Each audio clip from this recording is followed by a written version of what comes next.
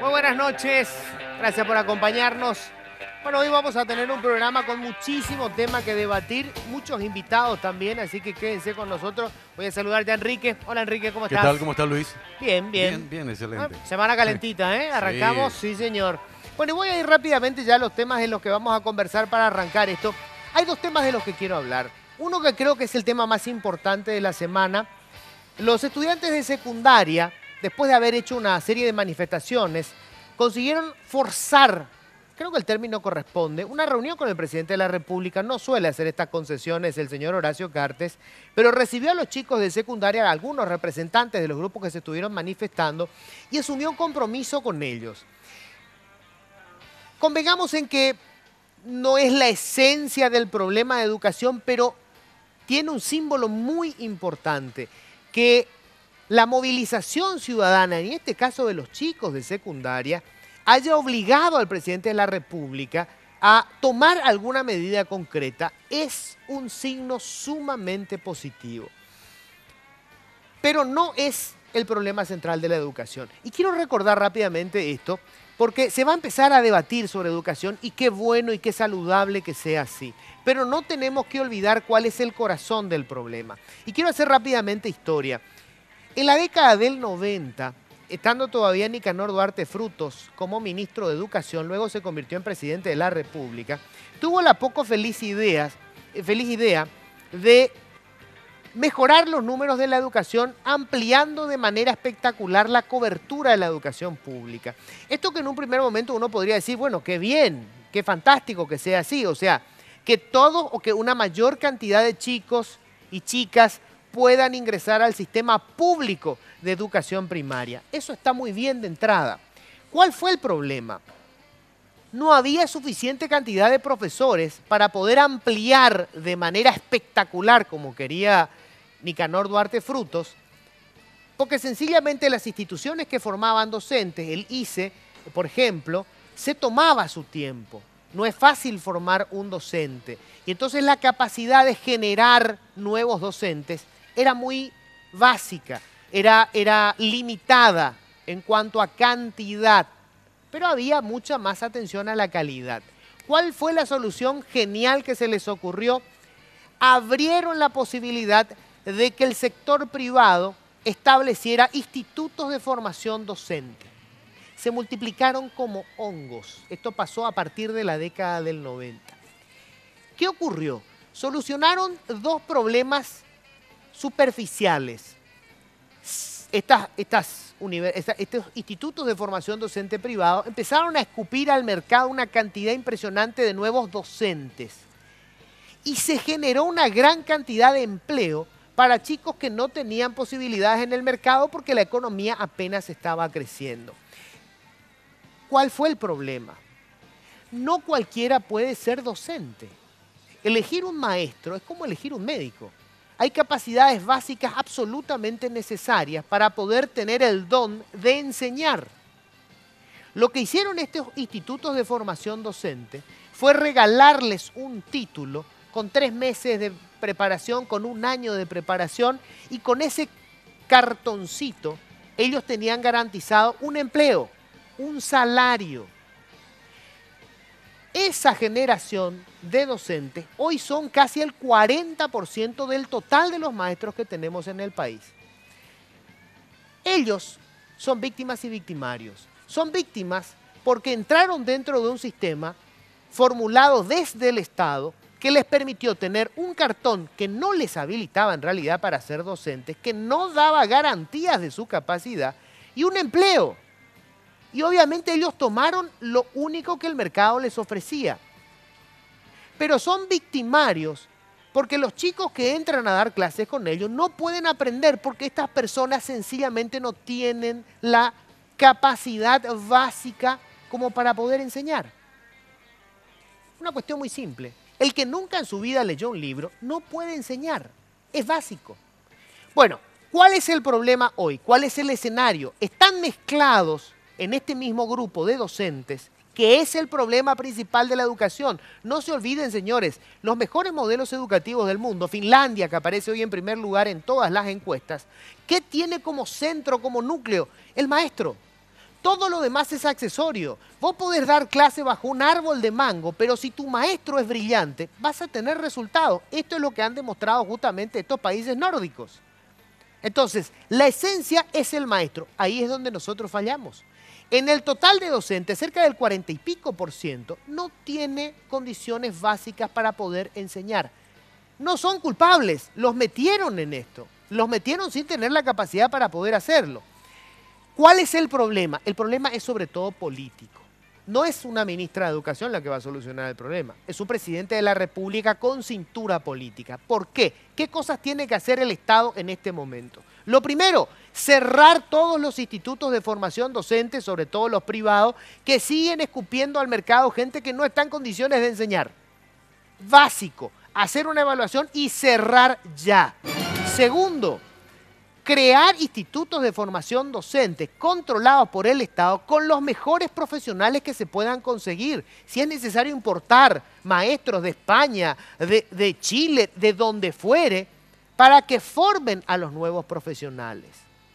Tercero, hay que crear una carrera del docente que les garantice, si han pasado rigurosos controles, muy buenos salarios. Si no, los mejores no se van a prestar para ser docentes. ¿Quiénes van a entrar para ser docentes? Los que no tengan ninguna oportunidad en ningún otro espacio. Con los salarios que se pagan hoy, ¿quién se va a meter? Tercero, hay que hacer una evaluación rápida de cuál es la situación de los docentes y separar. Estos no pueden seguir enseñando, estos sí pueden tener algún tipo de formación y estos son los mejores. ¿Qué hacemos con los que no pueden enseñar? No se los puede echar por una cuestión jurídica, por una cuestión política y por una cuestión de humanidad. Ellos también son víctimas, no lo podemos echar a la calle. Entonces ahí se te genera tu tercer problema. Si los sacamos de las aulas, ¿con quién vamos a reemplazarlos? ¿De dónde sacamos los docentes que sí funcionen? Por eso es urgente estos nuevos institutos de formación docente, lo que no parece ser una prioridad del gobierno de Cartes. Cartes debió dejar todo de lado y concentrarse en eso. No lo está haciendo. Y por último, hay una cuestión presupuestaria. Esto cuesta plata. Hay un proyecto del Ministerio de Educación. Hablan de duplicar el presupuesto de educación. ¿Es esto imposible? No, señores. Esto no es imposible. No es cierto que se tenga que esperar 10 años o 20 años para conseguir un presupuesto razonable. Esto se puede hacer de manera inmediata si es prioridad absoluta del gobierno de Cartes. Y para cerrar, ¿cómo se consigue esto? Con acuerdos políticos. El presidente de la República tiene que negociar con los sindicatos de los docentes, con los gremios docentes, que por supuesto ninguno quiere salir a la calle, todos quieren seguir teniendo su salario, porque les prometieron ese salario. Entonces, ¿cómo hacemos con ellos? Hay que negociar una salida. Segundo, con el Parlamento y sobre todo con la clase política, porque no olvidemos que todas estas escuelitas y el reparto de rubros se convirtió en parte del botín político. Esa es la realidad. Y tercero, nos tiene que convencer a todos el presidente Cartes de que este es el proyecto para que todos apoyemos. Bien por los chicos que comenzaron esto, dieron el puntapié inicial. Ellos no tienen por qué saber exactamente cómo resolver el problema. Ellos lo que hicieron es poner en la mesa del debate. Hay que solucionar este quilombo de la educación. Si no, literalmente nos vamos todos a la mierda. Señores, esto es Políticamente Incorrecto. Políticamente Incorrecto es presentado por Tigo. En Tigo, el centro sos vos. Full 92 aditivada de barcos y rodados.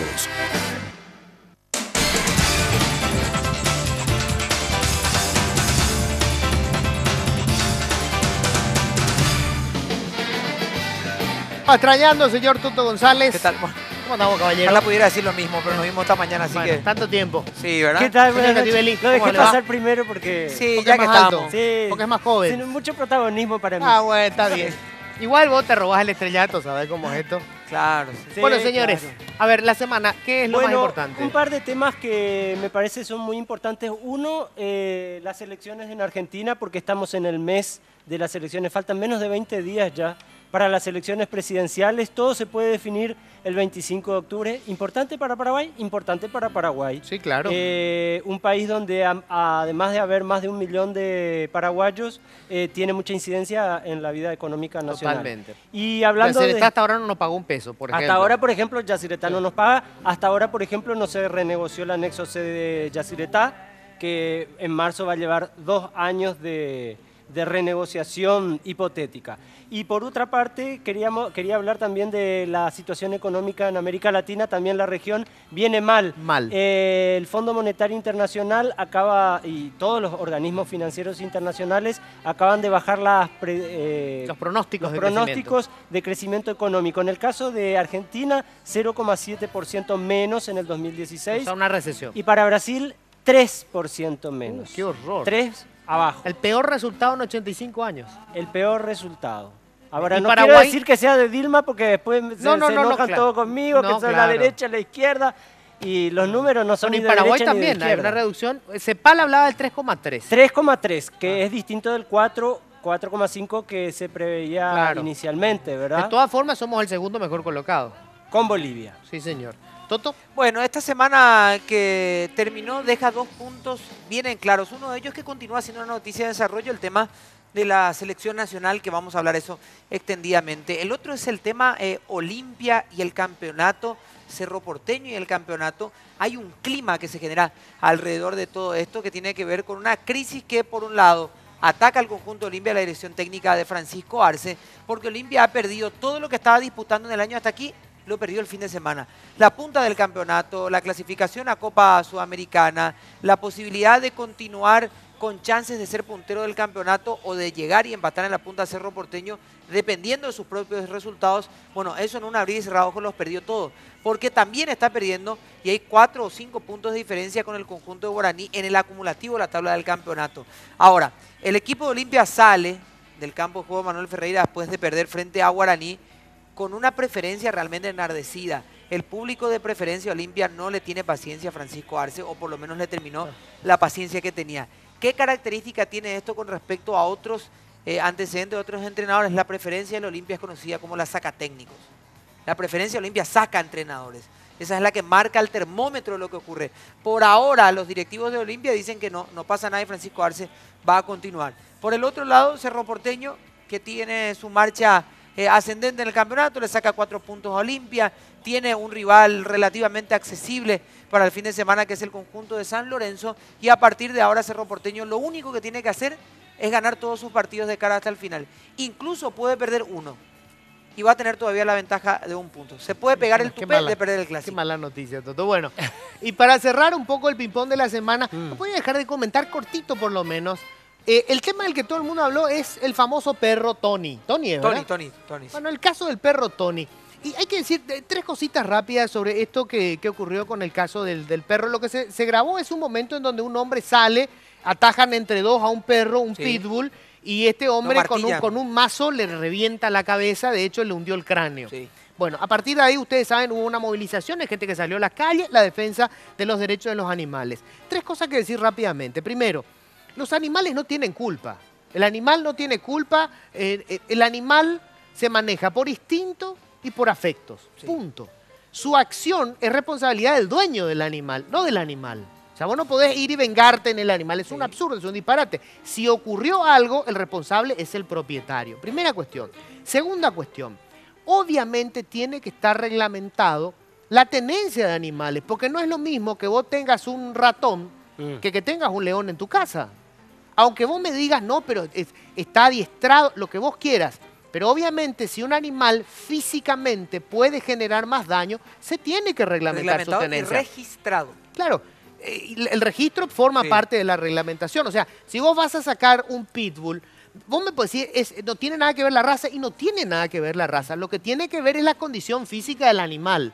Si un pitbull está en la calle y yo sin querer le piso una pata, y por instinto el perro pega un tarascón, un tarascón de un pitbull te puede comer una mano, claro. Ahora, si se trataba de un chihuahua y le pisaste, lo más probable es que el pobre chihuahua se muera. O sea, ese es el punto, es la condición física del animal y eso tiene que estar reglamentado. Lo tercero, todo país civilizado pena cualquier forma de violencia innecesaria contra seres vivos. O sea, es una cuestión de sentido común. Si vos estás paseándote en Noruega y pasó una garza y agarrás un palo y le pegás a la garza, probablemente te vas preso, porque ese es un país civilizado. O sea, no es lógico que vos ejerzas violencia contra un ser vivo sin ninguna razón y que encima, digamos, no puede defenderse probablemente, ¿verdad? Y por último, y este detalle nomás, manifestarse para defender un derecho cercenado está bien. Y eso no va a perjudicar ni menoscabar ninguno otro de los derechos que también son cercenados. O sea, si vos salís a la calle para defender los derechos de los animales, no estás menoscabando el derecho de Delio Morínigo, que sigue secuestrado por el EPP, su derecho a la libertad. O si vos salís a pedir que se reforme la UNA, no quiere decir que estás en contra de la gente que se manifiesta por la pobre gente que está huyendo de Siria. Ese es el punto. O sea, es un disparate suponer de que solamente la gente puede reaccionar con relación a un tema. Todos los temas que supongan la defensa de derechos de las personas o de los animales, está bien. Caramba, nos vamos a enojar ahora porque estamos reaccionando. Es un disparate.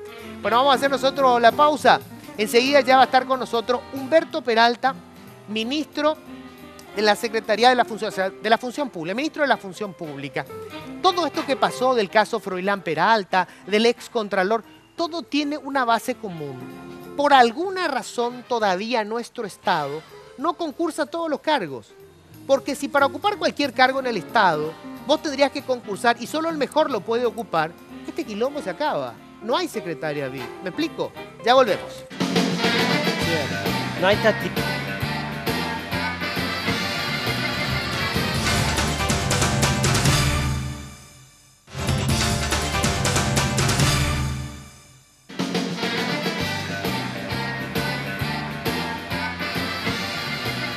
Bueno, señores, quiero que entiendan sobre todo la importancia de lo que vamos a hablar ahora.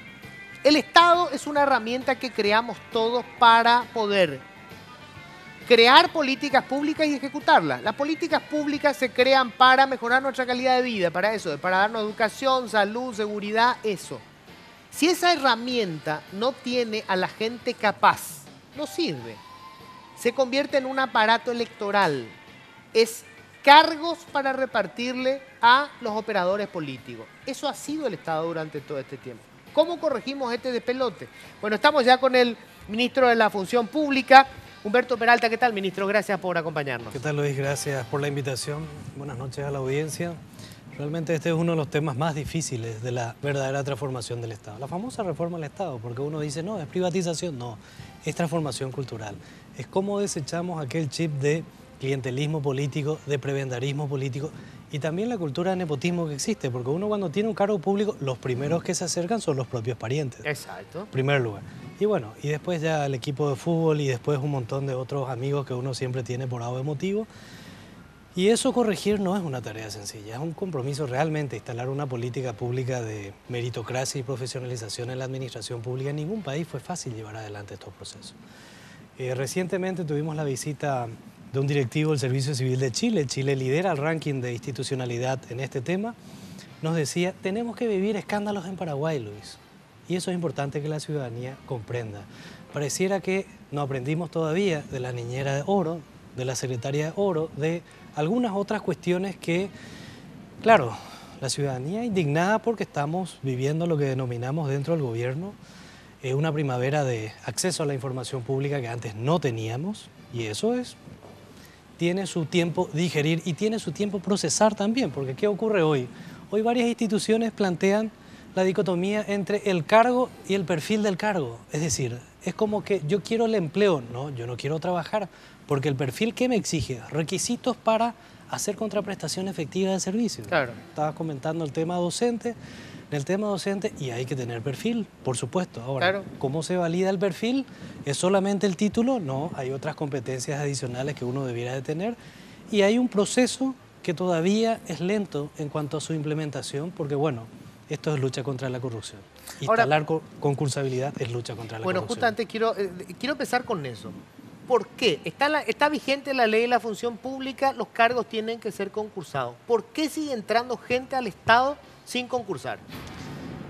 Bueno, la primera razón y el primer motivo de esto es la vieja práctica administrativa.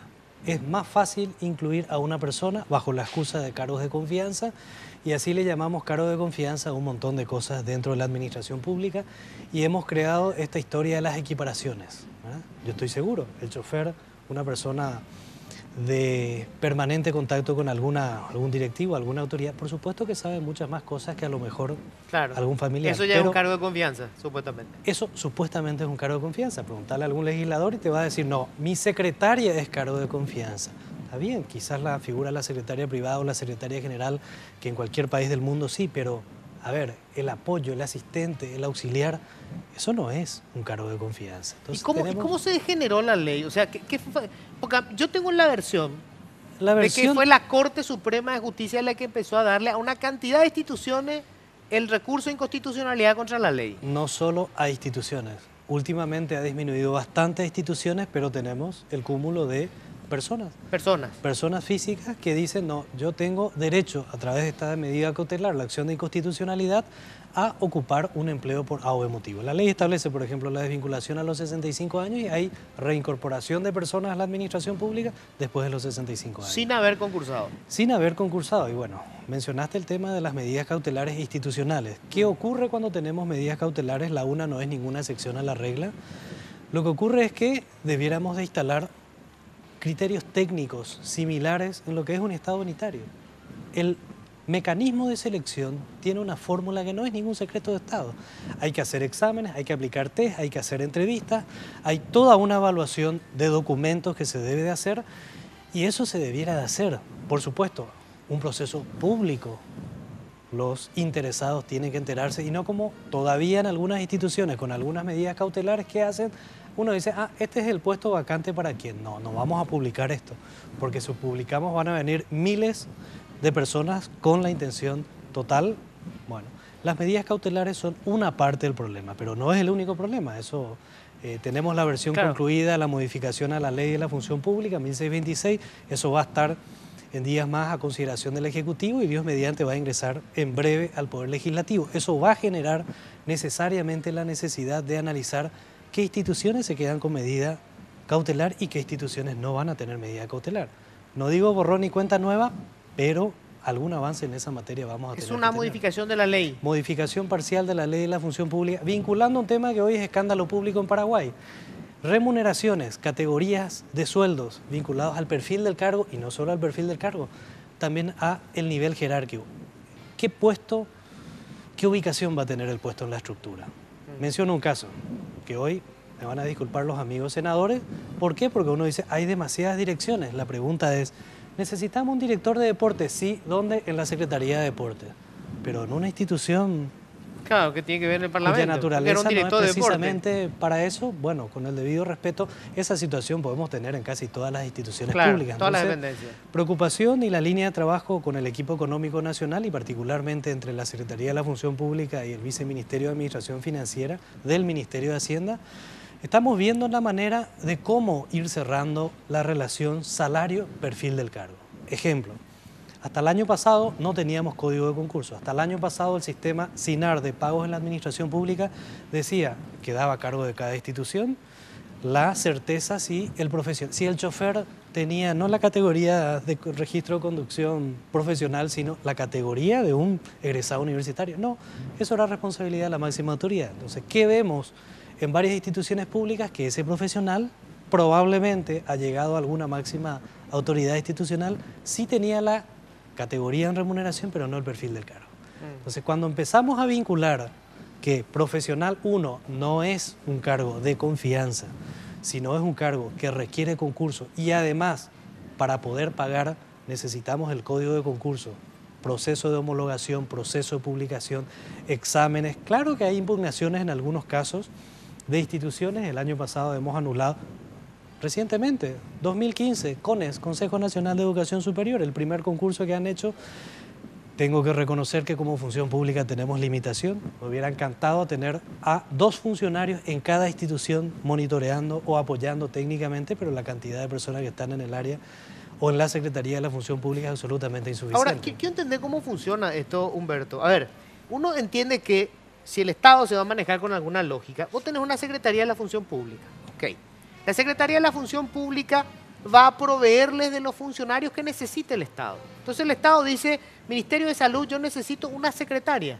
La Secretaría de la Función Pública dice, bueno, se van a necesitar 15 secretarias y hace los concursos la Secretaría de la Función Pública y hay un perfil, no es así. No es así, no es así. ¿Y por qué no es así? La Secretaría de la Función Pública participa en 2 etapas directamente.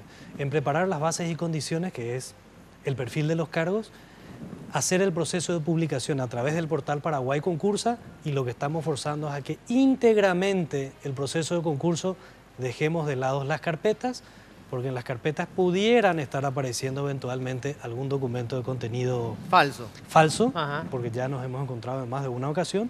Entonces, hoy el proceso tiene un responsable, comité de selección en cada una de las instituciones públicas que integran 3 personas, un representante de la máxima autoridad, el superior inmediato del área y quien ejerce el cargo de director o directora de gestión de personas o recursos humanos.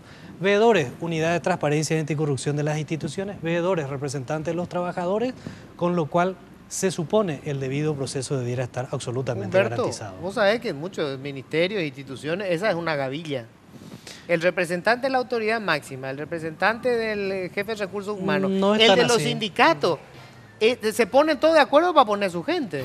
Podemos estar teniendo personas quizás que todavía en estos puestos, porque la mayoría son puestos de confianza, no tengan la idoneidad necesaria para estar ejerciendo algunos cargos. ¿Dónde se reglamenta lo del cargo de confianza? ¿Qué es un cargo de confianza? Un cargo de confianza es aquel que la máxima autoridad institucional tiene la libertad de nombramiento y de remoción. No significa que él lo haga por un acto administrativo propio. ¿Y quién designa quiénes son esas personas? El artículo 8º de la 1626 delimita taxativamente cuáles son esos cargos de confianza. Lo que ahí no está, criterio del Tribunal de Cuentas que respetamos, no es cargo de confianza. O sea, una secretaria no puede ser. Una secretaria no es cargo de confianza. Un chofer no es cargo de confianza. Un auxiliar, un profesional no es cargo de confianza. Y si están nombrando como cargo de confianza, ¿cuál es la sanción? Bueno, aquí tenemos 2 cuestiones. La sanción debe ser la destitución de la persona porque es un acto nulo, es en contra de la norma y además tenemos un mandato constitucional, la comprobación de idoneidad a través de un proceso de selección, un debido proceso de selección. Y decimos debido proceso que todo concurso tiene que ser auditable en cualquiera de sus etapas. Auditable por la ciudadanía, auditado también por las propias instituciones, llámese Contraloría, llámese la propia Secretaría de la Función Pública, en algunos procesos donde existen denuncias o existen dudas. ¿Y quién tiene que hacer? Acá tenés, por ejemplo, concreto, el caso de Froilán Peralta. Tenía una secretaria que resulta que tenía un título de docente parvularia. Bueno, ¿quién aplica la sanción? Ella renunció, pero el Estado estuvo pagando esos salarios por un servicio que nunca recibió. Y estuvo pagando en algunos casos por una contraprestación no acorde al perfil del cargo. Porque si estamos hablando de que para ser docente en una universidad mínimamente el requisito debiera ser tener el título de grado universitario, entonces a partir de ahí lo que estamos violando es el principio básico de la denominación del cargo. El cargo es la categoría que está vinculado a las características que debe tener la persona para el ejercicio. ¿Cuál es la consecuencia de haberlo hecho? La consecuencia de haberlo hecho, en este caso, es violar los propios reglamentos internos bajo esta historia o la moda de varias instituciones que dicen somos autónomas, autárquicas, entonces aquí ni entra la Secretaría de la Función Pública ni me van a tener que decir cómo hacer el proceso. Y si sus reglamentos internos le permitían hacerlo, quiere decir que no tenemos nada de dónde agarrarles. Bueno, tenemos de dónde agarrarle porque en el caso puntual de las universidades, de la Universidad Nacional, casi todas las facultades tienen el mismo problema. Han traído a parientes, han traído a familiares en cargos que requerían mínimamente cierto perfil. Quiero ser bien sencillo, Humberto. Yo agarro y meto a mis parientes en la... Soy decano de una facultad. Y meto a mis parientes, ninguno tiene título universitario, pero le doy a todo rubro de docente. Yo le estoy estafando al Estado. Estoy repartiendo a mis familiares un dinero que generó en el presupuesto para un rol específico, enseñar en la universidad. Por lo tanto, me estoy apropiando del dinero. ¿Cuál es la consecuencia penal y civil de eso? Bueno, si hablamos de una consecuencia penal, el caso de nepotismo no está tipificado en Paraguay con sanciones penales. Esa es una modificación legal que la tenemos que hacer. O sea, le meto a todos mis parientes, pero no, es un delito, pero nadie me puede penar. Exacto.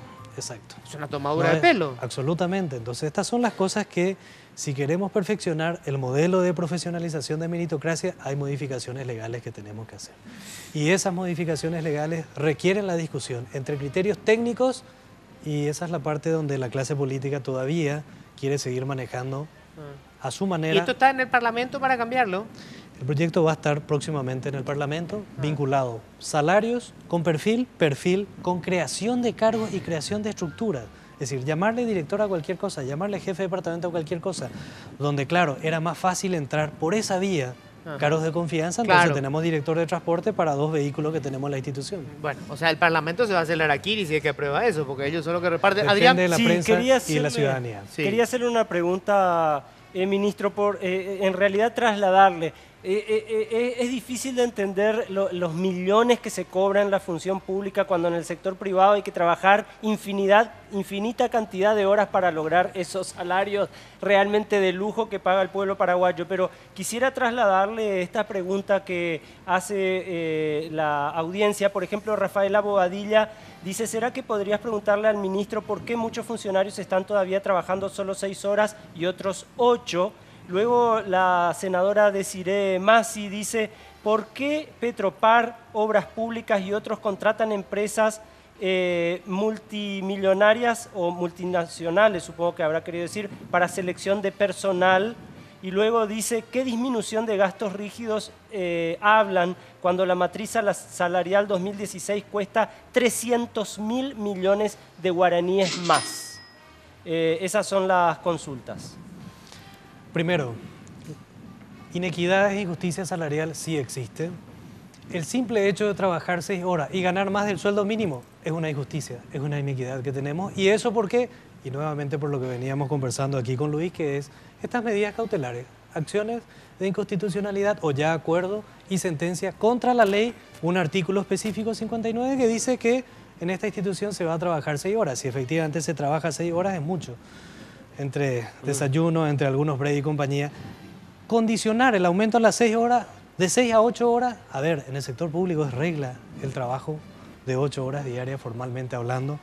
Entonces, esa injusticia, esa inequidad se va a ir resolviendo solamente con un corrector que tienen varios países, lo tiene Uruguay, República Dominicana, Chile tiene otra modalidad que es una ley de política salarial. Una ley de política salarial. Donde se establece el salario por hora y bueno, pasar esta ley.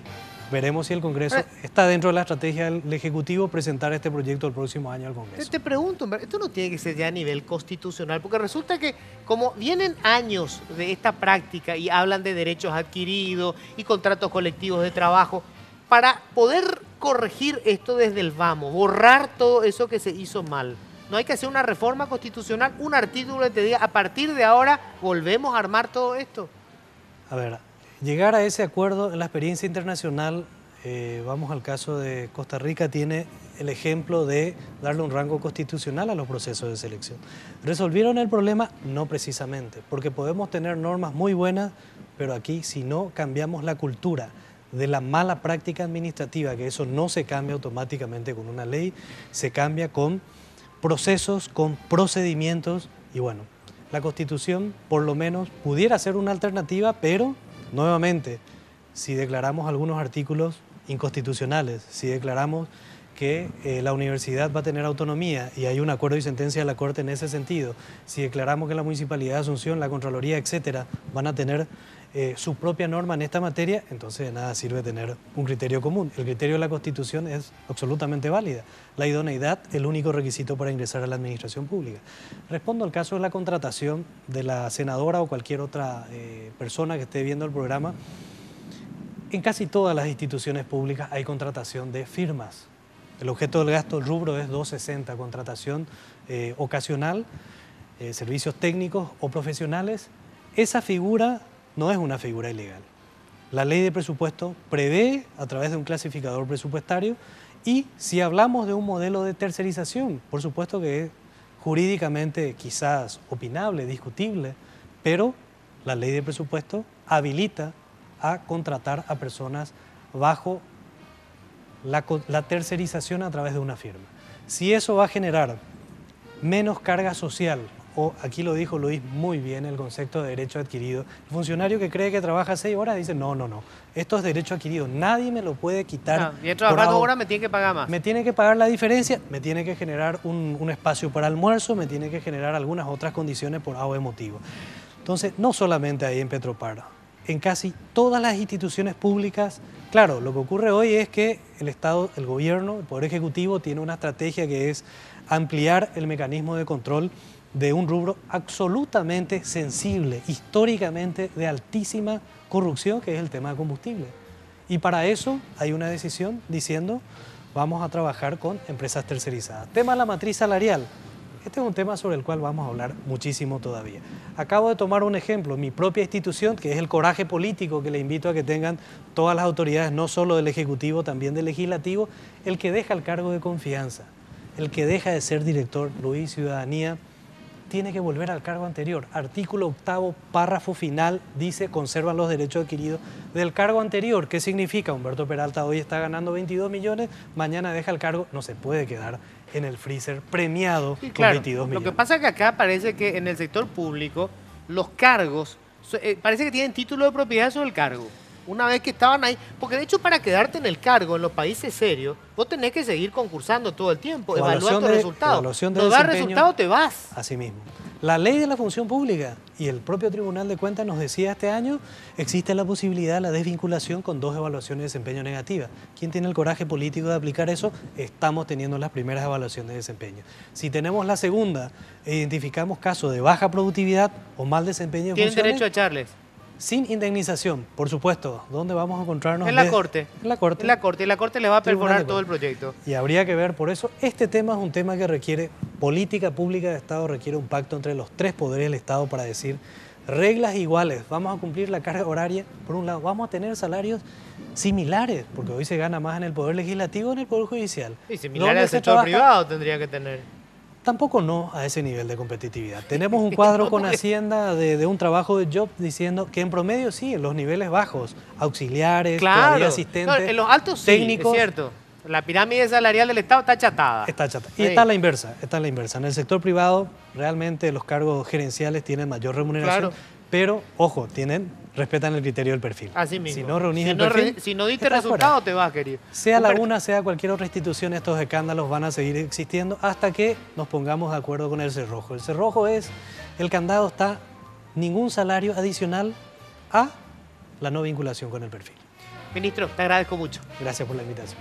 Breve pausa, enseguida vamos a hablar del tema clínica. Vamos a estar con una doctora que fue echada hace año y medio. Fue una de las primeras que denunció el caso de los abusos que se estaban cometiendo. Terminó en la calle. Vamos a hablar con ella, vamos a hablar con la estudiante que va a venir en algún momento, que denunció a un profesor. Es director de investigación. Yo escuché las grabaciones. Es un animal, con todo el respeto que se merecen los bichitos. Ya volvemos.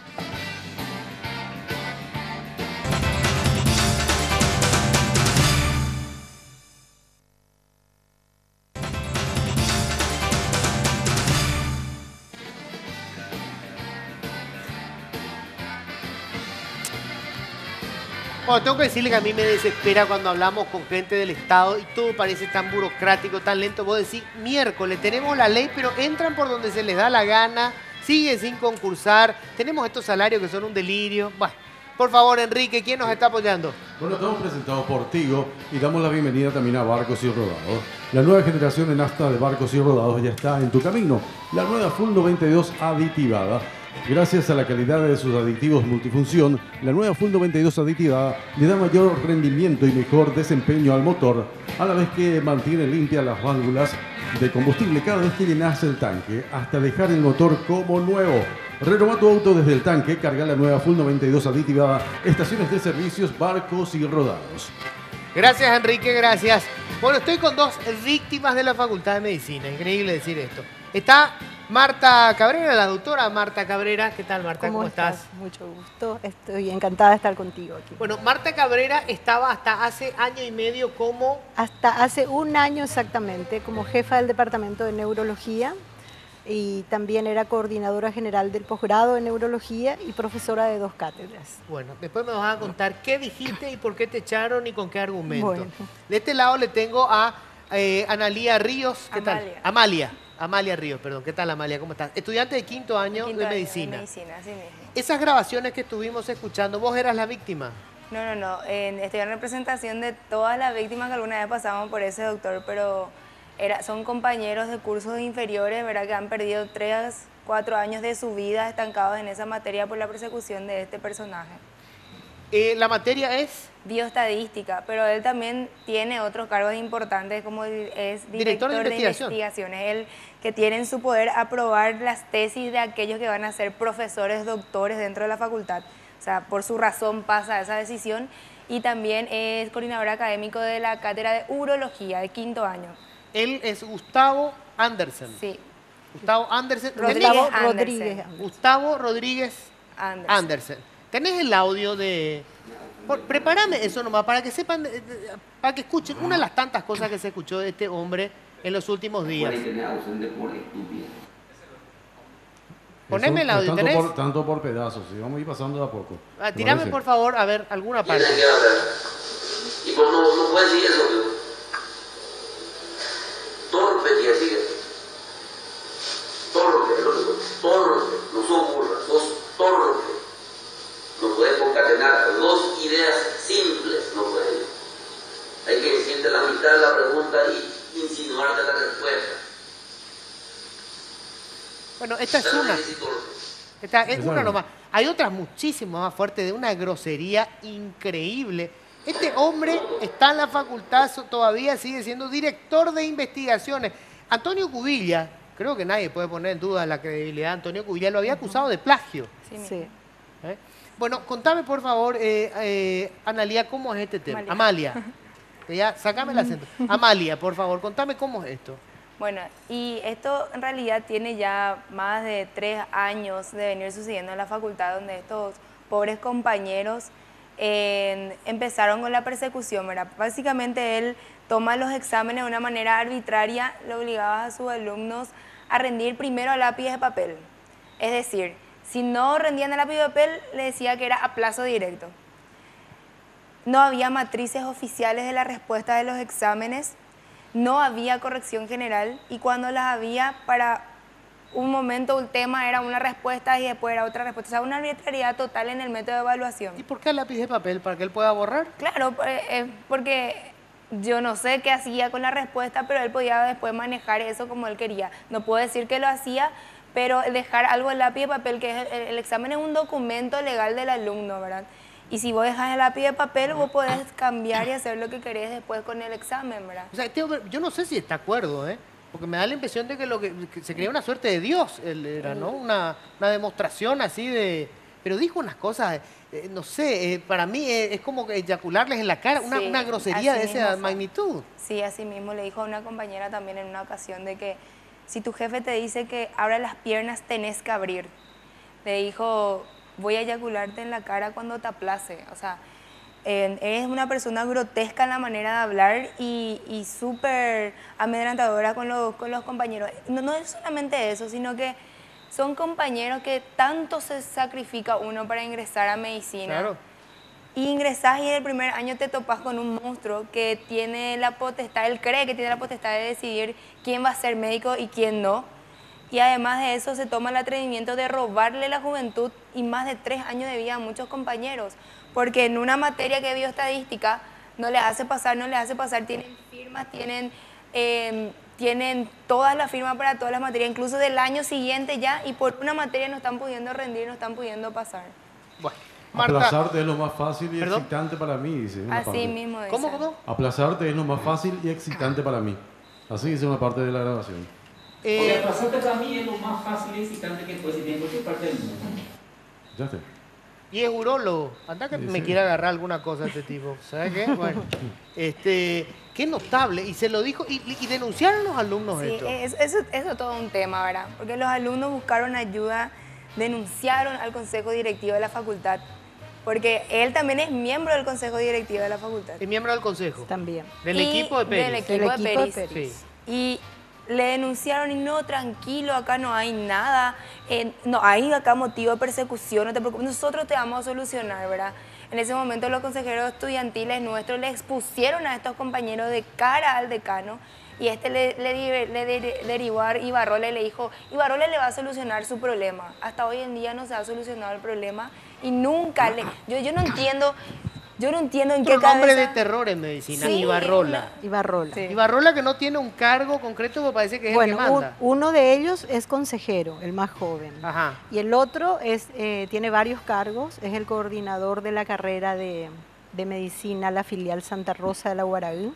Él es una persona muy... La filial que se abrió en que Santa se Rosa de la abrió en Guaraí. Santa Rosa de la Para Guaraí, repartir que rubro también docente. ocurrió ahí, claro, no se concursó ningún rubro, Sí. pusieron a trabajar durante 10 meses a renombrados profesores a organizar esa carrera, se utilizaría ya el método de la innovación curricular que le costó muchísima plata a la Facultad de Medicina, se tenía que hacer un ingreso diferente al de acá, todo estaba hecho, aceptado por el Consejo Superior Universitario. Sí, no pasó eso. No, porque en el mes de octubre, cuando nosotros perdimos las elecciones de consejeros y entonces ellos entran a ocupar todos los cargos, sencillamente el decano le pide a Froilán, porque hay un acta que tenemos, de que se suspenda eso por ahora porque es muy complicado. Entonces le nombran a Jaime Ibarrola, que es el mayor de los Ibarrola, es el monje negro, le decimos nosotros, el que maneja todo, le nombran como coordinador general y le lleva como director de carrera a uno de los profesores express, porque ellos hicieron profesores a medida en este tiempo. ¿Qué es un profesor express? Para que uno pueda escalafonarse en la Facultad de Medicina, tiene que presentar una tesis. Ajá. Y esa tesis tiene que ser un trabajo de investigación que no se ha presentado nunca. Un trabajo de investigación bastante serio ha sido siempre. Ajá. A mí me llevó 3 años hacer mi trabajo de investigación. Se forma un grupo de profesores entendidos que evalúan el trabajo, analizan, claro. evalúan. Estamos hablando de la academia y encima de medicina. Claro, entonces en medicina normalmente 3 o 4 profesores se hacían por año. Ellos sin embargo lo hicieron en 3 meses, hicieron como 30 profesores. 30 profesores en 3 meses. 30 profesores. Te voy a poner una muestra nomás. Una de las profesoras presenta una tesis, ella es de medicina familiar y presenta una tesis. ¿Y cómo se llama la tesis? Su pregunta de investigación es cuál era el porcentaje de pobres que consulta en el servicio de medicina de salud familiar del Hospital de Clínicas. Es para el Nobel de Medicina. Yo creo que, lógico, que vos podés contestar eso sin hacer ninguna investigación. 100% pobres, ¿verdad? Y esa es la gente que se fue a esta extensión universitaria. No, esta gente, lo que hicieron ellos fue, cuando se dieron cuenta en el año 2013 que iba a haber elecciones de consejo directivo, para las elecciones de consejo directivo, cada grupo, o sea, cada gremio vota por sus candidatos, los estudiantes por los suyos y los profesores escalafonados, que en ese momento éramos 140, deberíamos de votar por los profesores que son 6 o 7 en el consejo, mayoría. Entonces, cuando ellos notaron de que podían, estaban muy justitos, entonces fabricaron 30 profesores y con la complicidad del ex rector, porque estos nuevos docentes escalafonados debían estar nombrados por la UNA en el mes de junio, antes del 10 de junio, para poder entrar en el padrón. Ajá, para poder votar. Entonces, estos presentan su tesis en febrero, marzo rinden la tesis, ya se presentan a concurso, todos juntos. Son todos unos genios. Genios maravillosos. Sí. Y Froilán acepta ya como profesores asistentes a todos ellos y entran a formar parte del padrón. Es una seccional colorada. Seccional colorada. Y no solo eso, Luis. Estos son los profesores que tienen mayor cantidad de rubros. Y yo soy profesora de patología médica sin rubro. Era profesora, me echaron de patología médica y no tenía rubro.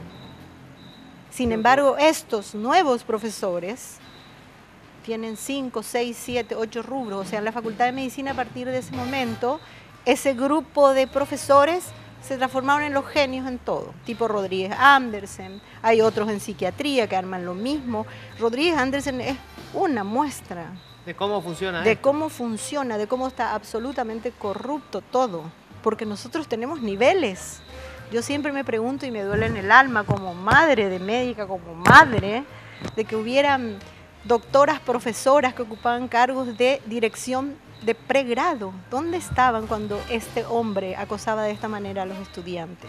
¿Dónde estaba la directora académica? ¿Dónde estaba?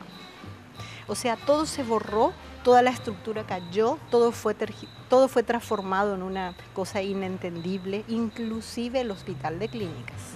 Amalia, usted, digamos, vos das fe de que esto está así, sí, así de mal. Eso está así de mal y te quiero contar que nosotros hoy Estamos avanzando, nosotros hoy exigimos que se le destituya de todos los cargos de confianza al director del hospital, al director de recursos humanos, al director de urgencias, que todos respondían a la claque, como le llamamos. También fueron destituidos de su cargo el Julio Villalba, que era jefe de seguridad y transporte, ganaba 10 millones de guaraníes sin título universitario, acarreaba gente, es candidato a una lista del Partido Colorado, ¿verdad? Y hoy conseguimos eso, ¿verdad? Y a raíz de esto recibimos... ¿Renunciaron todos hoy? Se le pidió la... Porque como son cargos de confianza, es potestad del encargado de despacho pedirle ese cargo, los cargos de confianza.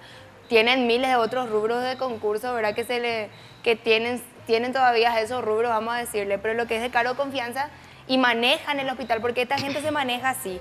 Yo te pongo de jefe a mi gente, y si este funcionario no responde a vos, yo llamo al consejo directivo que te instruya un sumario, que te congele, que te traslade, que te mande al rincón si vos no me respondés a mí. Entonces, al quitarle nosotros el consejo directivo, donde orquestaban los sumarios como ellos querían, a quitarle a los jefes, le liberamos la atención al funcionariado, a las enfermeras. Y hoy pasó algo inédito, ¿verdad? También se le apartó de cargo a las 2 jefas de enfermería que eran terribles, dice que, ¿verdad? Estas enfermeras sufrían muchísimo.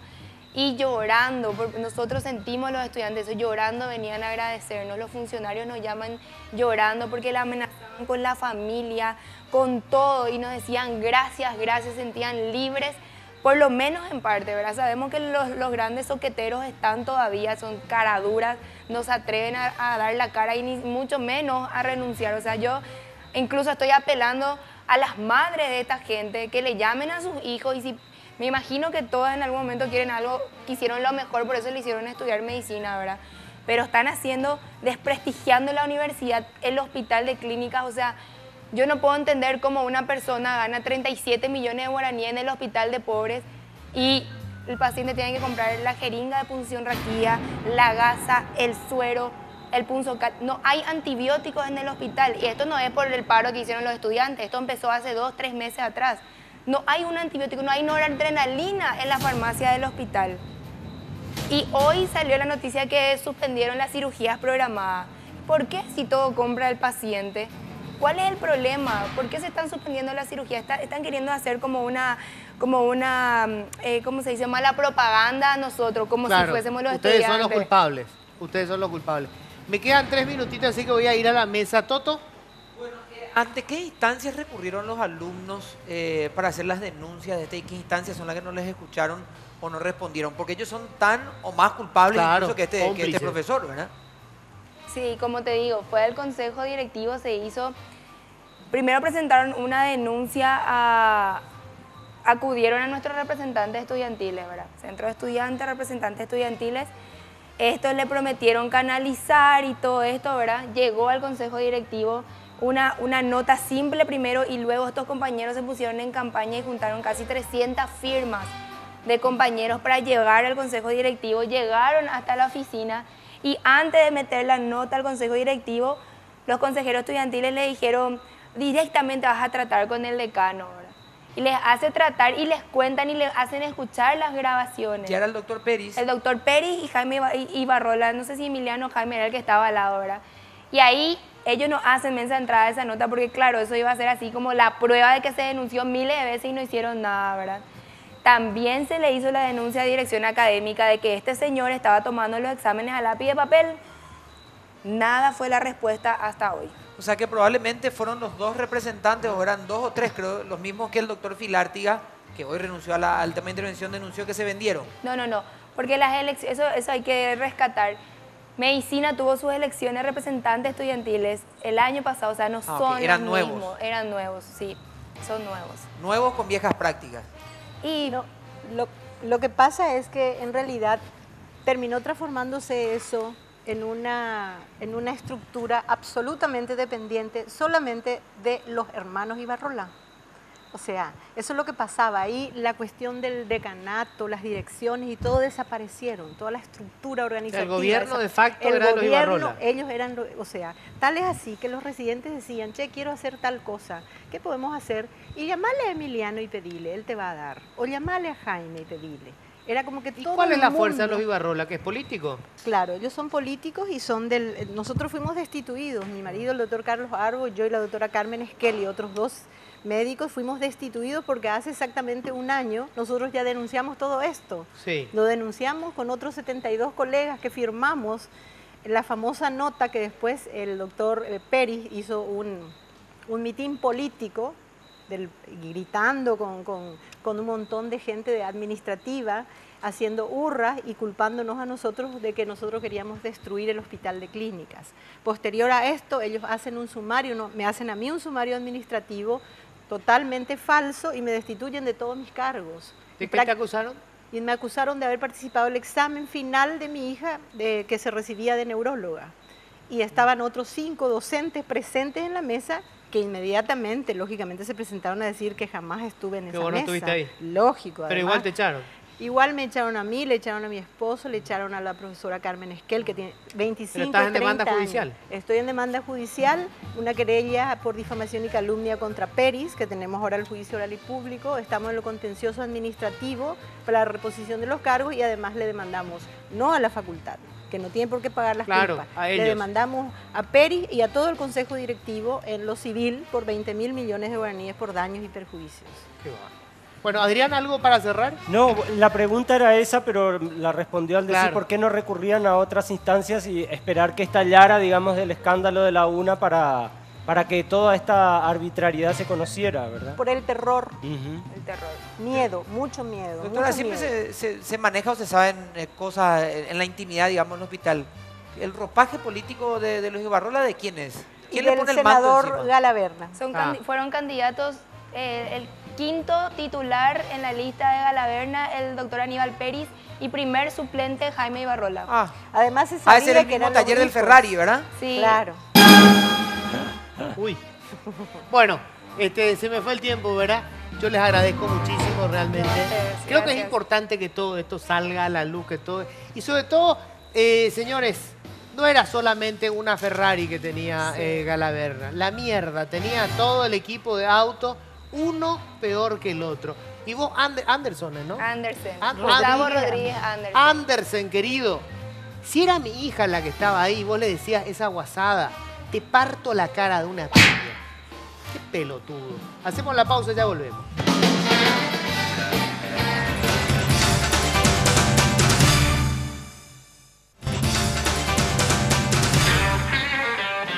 Bueno, última parte del programa. Un resumen vamos a hacer, Caterina. El resumen de, bueno, los 2 temas que les mencioné al principio, que este domingo hubo el primer debate en la historia de Argentina con los candidatos presidenciales. El único que nos fue es el candidato del oficialismo, Daniel Scioli. Y bueno, el 25 hay elecciones, ahí vemos en pantalla a Daniel Scioli. Según algunos, el que ganó el debate fue Sergio Massa. Al final, más que Macri. Algunos dicen que él salió mejor posicionado.